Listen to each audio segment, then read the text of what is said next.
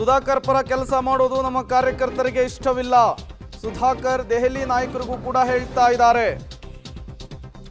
ನನಗೂ ಗೊತ್ತಿಲ್ಲದೆ ನಮ್ಮ ಕಾರ್ಯಕರ್ತರನ್ನ ಭೇಟಿ ಮಾಡ್ತಾ ಇದ್ದಾರೆ. ಹೀಗೆ ಮಾಡಿದ್ರೆ ಅವರ ಗೋರಿಯನ್ನ ಅವರೇ ತೋಡಿಕೊಂಡಂತಾಗುತ್ತೆ ಅಂತೇಳಿ ಮತ್ತೊಮ್ಮೆ ಆಕ್ರೋಶವನ್ನು ಹೊರಹಾಕಿದ್ದಾರೆ ಸುಧಾಕರ್ ವಿರುದ್ಧ ಎಸ್.ಆರ್. ವಿಶ್ವನಾಥ್ ಅವರು. ಆ ಥರ ಅನುಮಾನ ಇಲ್ಲ ಅಂತ ಇದ್ದರೆ ಅವ್ರು ಯಾರನ್ನ ಕರ್ಕೊಂಬಂದು ಕ್ಯಾನ್ವಾಸ್ ಮಾಡಲಿ. ಇವತ್ತು ನೀವು ನೋಡಿರ್ಬೋದು, ಬರೀ 2 ದಿನದಲ್ಲಿ ನಾವು ಬರೀ ಮೆಸೇಜ್ ಹಾಕಿ ಪ್ರಮುಖ ಕಾರ್ಯಕರ್ತರನ್ನು ಕರೆಸಿರ್ತಕ್ಕಂಥದ್ದು. ಸಾಮಾನ್ಯ ಜನರಲ್ಲ ಇವರೆಲ್ಲ ಕೂಡ ಒಬ್ಬೊಬ್ಬರು ಕೂಡ ಬೂತಲ್ಲಿ ನಿಂತ್ಕೊಂಡು ಕೆಲಸ ಮಾಡುವಂಥದ್ದು. ಸೊ ಅದಕ್ಕೆ ಇರೋದನ್ನು ಹೇಳಬೇಕು, ವಾಸ್ತವ ಹೇಳಬೇಕು ಅದರ ಕಡೆಗೆ. ಮತ್ತು ನಮ್ಮ ಮೇಲೇ ಯಲಾಂಕದ ಮೇಲೇ ಭಾಳ ಡಿಪೆಂಡ್ ಆಗಲು ಕೂಡ ಇರಬಾರ್ದು.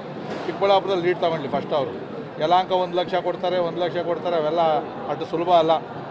ಅವ್ರು ಹೇಳಿದಷ್ಟು ಸುಲಭ ಆಗಲ್ಲ. ಯಾಕಂದರೆ ನರೇಂದ್ರ ಮೋದಿಜಿಯವ್ರ ಜೊತೆಯಲ್ಲಿ ವ್ಯಕ್ತಿನೂ ಕೂಡ ನೋಡ್ತಾರೆ. ಅದನ್ನೇ ನಾನು ನೇರವಾಗಿ ಹೇಳಿರ್ತಕ್ಕಂಥದ್ದು. ಯಾಕಂದರೆ ಕಾರ್ಯಕರ್ತರ ಮುಂದೆ ಹೇಳ್ಬೇಕಾಯ್ತು, ನಾನು 4 ಗೋಡೆ ಮಧ್ಯೆ ಮಾತಾಡಿರ್ತಕ್ಕಂಥದ್ದು. ಅವ್ರ ಸ್ವಭಾವವನ್ನು ತಿದ್ಕೊಳ್ಬೇಕು. ನಮ್ಮ ಮನೆ ಬಾಗಿಲು ಬರ್ರಿ, ಹೃದಯ ತೆಗೆದಿದೆ ಅಂತಂದರೆ ಇದ್ದಾಗ ಏನು ಮಾಡೋರು ಅಂತೇಳಿ ಗೊತ್ತು. ಅದಕ್ಕೆ ನಮ್ಮವ್ರಿಗೆ ಹೇಳಿದೆ, ಅದಕ್ಕೆ ನಾನು ಜವಾಬ್ದಾರನಲ್ಲ. ನೀವೇನಾದರೂ ಇತ್ತು ಅಂದರೆ ನಾಳೆ ಗೆದ್ದಾಗ ಕೆಲಸ ಮಾಡಿಕೊಟ್ಟಿಲ್ಲ, ಮನೆ ಬಾಗಿಲು ಬಿಟ್ಟಿಲ್ಲ ಅಂದರೆ ನಾನು ಜವಾಬ್ದಾರಿ ಅವರಲ್ಲ. ಇವತ್ತು ನಾನು ಮಾಡೋವಂಥದ್ದು ನರೇಂದ್ರ ಮೋದಿಯವ್ರ ಹೆಸರು ಹೇಳೇ ಮಾಡೋದು. ಇವತ್ತು ಅದನ್ನೇ ಹೇಳ್ತಾ ಇದ್ದೀನಿ ನಾನು. ಸುಧಾಕರ್ ಅಂತ ಹೇಳಿ ನಾನು ನರೇಂದ್ರ ಮೋದಿಯವರು BJP. ಯಾಕಂದರೆ ನಮಗೆ ಇವತ್ತು ರಾಜಕೀಯವಾಗಿ ನಮಗೆ ಬುನಾದಿ ಕೊಟ್ಟಿರೋದು, ನಮಗೊಂದು ಸ್ಥಾನಮಾನ ಕೊಟ್ಟಿರ್ತಕ್ಕಂಥದ್ದು ಆ ಪಕ್ಷ. ಮತ್ತು ನಾವು ಸೀಟ್ ಸಿಗಲಿಲ್ಲ ಅಂತಾಗಲಿ, ಮಂತ್ರಿ ಸ್ಥಾನ ಸಿಗಲಿಲ್ಲ ಅಂತೇಳಿ ಇನ್ನೊಬ್ಬರು ಮನೆ ಬಾಗಿಲು ಕದ ತಟ್ಟೋರು ಅಲ್ಲ, ನಾವು ಬಕೆಟ್ ಹಿಡಿಯೋರು ಅಲ್ಲ, ಅಡ್ಜಸ್ಟ್ಮೆಂಟ್ ಗಿರಾಕಿಗಳು ಅಲ್ಲ.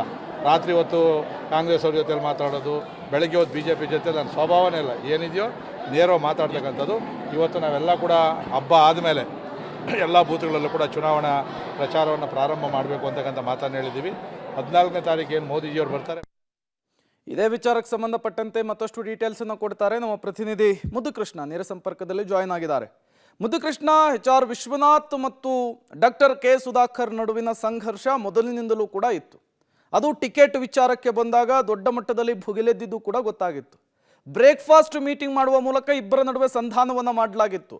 ಅದ್ಯಾವುದು ಕೂಡ ಸಕ್ಸಸ್ ಆಗಿಲ್ಲ ಅನ್ನೋದನ್ನ ಇವತ್ತು ಎಸ್.ಆರ್. ವಿಶ್ವನಾಥ್ ಅವರ ಈ ಕಿಡಿನುಡಿ ತೋರಿಸ್ತಾ ಇದೆಯಾ, ಹೇಗೆ ಅಂಥೇಳಿ ಮುದ್ದುಕೃಷ್ಣ? ಖಂಡಿತ ಪ್ರೇಮ್, ಇವತ್ತು ಕೂಡ ಬಹಿರಂಗವಾಗಿಯೇ ಇವತ್ತು ವಿಶ್ವನಾಥ್ ಅವರು ಸುಧಾಕರ್ ವಿರುದ್ಧ ನೇರ ವಾಗ್ದಾಳಿಯನ್ನು ಮಾಡಿರುವಂಥದ್ದು. ಹಿಂದೆಯೂ ಕೂಡ ಇದೇ ರೀತಿಯ ಮಾತುಗಳನ್ನು ಹೇಳಿದರು. ನಾನು ಯಾವತ್ತೂ ಕೂಡ ಸುಧಾಕರ್ ಅವರ ಹೆಸರು ಹೇಳಿ ನಾನು ನನ್ನ ಕ್ಷೇತ್ರದಲ್ಲಿ ಮತವನ್ನು ಕೇಳೋದಿಲ್ಲ. ನಾನು ನಮ್ಮ ಅಭ್ಯರ್ಥಿ ಮೋದಿಯವರ ಪರವಾಗಿಯೇ ನಾನು ಮತವನ್ನು ಕೇಳುತ್ತೇನೆ ಬಿಟ್ಟರೆ ಸುಧಾಕರ್ ಪರವಾಗಿ ನಾನು ಎಲ್ಲೂ ಕೂಡ ಮತವನ್ನು ಕೇಳಲ್ಲ ಅಂತೇಳಿ ಮತ್ತೆ ಪುನರುಚ್ಚಾರವನ್ನು ಮಾಡಿರುವಂಥದ್ದು. ಸಹಜವಾಗಿ ಈಗ ಬ್ರೇಕ್ಫಾಸ್ಟ್ ಮೀಟಿಂಗ್ ಏನಾಗಿತ್ತು ರಾಧಾ ಮೋಹನ್ ದಾಸ್ ಅಗರ್ವಾಲ್ ಅವರ ಜೊತೆಯಲ್ಲಿ, ತದನಂತರ ಎಲ್ಲವೂ ಕೂಡ ಶಮನ ಆಯಿತು, ಎಲ್ಲವೂ ಕೂಡ ಸರಿ ಅಂತಕ್ಕಂಥ ಮಾತುಕತೆ ಎಲ್ಲವೂ ಕೂಡ ಎಲ್ಲರ ಬಾಯಲ್ಲೂ ಬಂದಿತ್ತು. ಆದರೆ ಅದು ನಿಜಕ್ಕೂ ಕೂಡ ಈಗ ಗೊತ್ತಾಗ್ತಿದೆ ಅದು ಸರಿ ಹೋಗಿಲ್ಲ ಸಂಪೂರ್ಣವಾಗಿ. ಇನ್ನೂ ಕೂಡ ಆ ಕಿಡಿನುಡಿಗಳು ಇವತ್ತು ವಿಶ್ವನಾಥ್ ಅವರ ಬಾಯಲ್ಲಿ ಬಂದಿರುವಂತಹದ್ದು. ಅವರಿಗೆ ಸಹಜವಾಗಿ ಈಗ ಬೇಸರ ಮೂಡಿಸಿರುವಂತಹ ವಿಚಾರ ಏನಂತಂದ್ರೆ, ಇತ್ತೀಚೆಗೆ ಸುಧಾಕರ್ ಅವರು ಯಲಂಕದಲ್ಲಿರುವಂತಹ ಎಸ್.ಆರ್. ವಿಶ್ವನಾಥ್ ಅವರ ಬೆಂಬಲಿಗರೇನಿದ್ದಾರೆ ಅವರನ್ನ ಕದ್ದು ಮುಚ್ಚಿ ರಹಸ್ಯವಾಗಿ ಅವರ ಮನೆಗೆ ಕರೆಸಿ ಮಾತನಾಡುವಂತ ಕೆಲಸವನ್ನ ಮಾಡ್ತಾ ಇದ್ದಾರೆ. ಹಾಗಾಗಿ ನಮ್ಮ ಕ್ಷೇತ್ರದಲ್ಲಿ ನನ್ನ ಬೆಂಬಲಿಗರನ್ನ ಅವರು ಕರೆಸಿ ಮಾತನಾಡುವಂತಹ ಆದರೂ ಯಾಕೆ ಬೇಕಿತ್ತು? ನಾನು ಹೇಳಿದ್ದೆ ಈ ಮೊದಲೇ, ನಾನು ಯಾವುದೇ ರೀತಿಯ ಸುಧಾಕರ್ ಅವರೇ ಅನುಮಾನ ಬೇಡ, ನಿಮ್ಮ ಪರವಾಗಿ ನಾನು ಕೆಲಸ ಮಾಡ್ತೀನಿ, ಆದರೆ ನಿಮ್ಮ ಹೆಸರಲ್ಲಿ ಮತವನ್ನು ಕೇಳೋದಿಲ್ಲ. ನಾನು ನರೇಂದ್ರ ಮೋದಿಯವರ ಪರವಾಗಿ ಕೆಲಸವನ್ನು ಮಾಡ್ತೇನೆ, ಅವರ ಹೆಸರಲ್ಲಿ ಓಟನ್ನು ಕೇಳ್ತೇನೆ, ನಿಮಗೆ ನನ್ನ ಕ್ಷೇತ್ರದಲ್ಲಿ ಲೀಡನ್ನು ಕೊಡಿಸುವಂಥ ಕೆಲಸವನ್ನು ಮಾಡ್ತೀನಿ ಅಂತೇಳಿ ನಾಮಪತ್ರಿಕೆ ಸಲ್ಲಿಕೆಗೆ ಬಂದಂಥ ಸಂದರ್ಭದಲ್ಲಿ ಸುಧಾಕರ್ ಅವರ ಸಮಕ್ಷಮದಲ್ಲೇ ಹೇಳಿದರು. ಆದರೂ ಕೂಡ ತದನಂತರ ನಡೆದಂಥ ಬೆಳವಣಿಗೆಗಳು ವಿಶ್ವನಾಥ್ ಅವರ ಮುನಿಸಿಗೆ ಕಾರಣವಾಗಿರುವಂಥದ್ದು. ಸುಧಾಕರ್ ಅವರು ರಾತ್ರೋರಾತ್ರಿ ಕದ್ದು ಮುಚ್ಚಿ ನಮ್ಮ ಕಾರ್ಯಕರ್ತರನ್ನ ತಮ್ಮ ಮನೆಗೆ ಕರೆಸಿಕೊಳ್ಳುವಂಥ ಕೆಲಸವನ್ನ ಮಾಡ್ತಾ ಇದ್ದಾರೆ. ನಮ್ಮವರನ್ನ ನಮ್ಮ ವಿರುದ್ಧವೇ ಎತ್ತಿ ಕಟ್ಟುವಂತ ಕೆಲಸವನ್ನ ಮಾಡ್ತಾ ಇದ್ದಾರೆ. ಇದಲ್ಲದೆ ದೆಹಲಿ ನಾಯಕರಿಗೆ ನನ್ನ ಮೇಲೆ ಇಲ್ಲಸಲ್ಲದ ದೂರುಗಳನ್ನ ಕೊಡ್ತಾ ಇದ್ದಾರೆ. ಹಾಗಾಗಿ ನನಗೆ ಎಲ್ಲೋ ಒಂದು ಕಡೆ ಸುಧಾಕರ್ ಅವರ ಮೇಲೆ ಅಸಮಾಧಾನ ಇದೆ ಅಂತಕ್ಕಂಥದನ್ನ ಬಹಿರಂಗವಾಗಿ ಹೇಳ್ತಾ ಇರುವಂಥದ್ದು. ಹಾಗಾಗಿ ಈಗಲೂ ಕೂಡ ಹೇಳ್ತಾ ಇರುವಂತಹದವರು, ನಾನು ನರೇಂದ್ರ ಮೋದಿಯ ಹೆಸರಲ್ಲೇ ಮತವನ್ನ ಕೇಳ್ತೀನಿ, ಸುಧಾಕರ್ ಅವರ ಹೆಸರನ್ನ ಎಲ್ಲೂ ಕೂಡ ಹೇಳೋದಿಲ್ಲ.